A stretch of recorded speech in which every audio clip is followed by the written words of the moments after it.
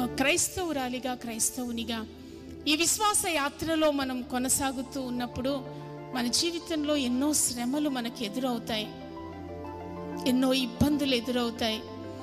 మాట వినని పిల్లలు మన కళ్ళ ముందుంటారు.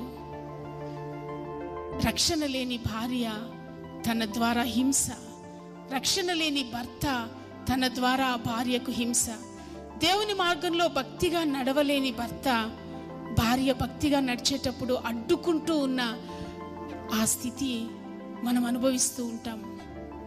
అయితే అది దేవుని చిత్తమని ఎరిగి ఆ శ్రమను సంతోషంగా మనం అనుభవిస్తే ఆ దేవాది దేవునికి ఎలా సింహాసనం దక్కిందో, ఎలా శ్రేష్టమైన ఘనత దక్కిందో, అన్ని ఆకాశ మండలాల కంటే ఉన్నతంగా ఎలా యేసయ్య హెచ్చించబడ్డాడో, దేవుని బిడ్డలారా, ఆయన మనకిచ్చిన శ్రమను మనం అలాగే అనుభవిస్తే, ఆయన చిత్తం కష్టతరమైందైనా చేదైందైనా ఈ లోకంలో ఆయన చిత్తాన్ని ఇష్టపూర్వకంగా మనం అనుభవిస్తే నిశ్చయంగా దేవుడు మన కుటుంబాలను ఒక ఉన్నత స్థాయిలో ఆయన దీవించడానికి సిద్ధంగా ఉన్నాడు.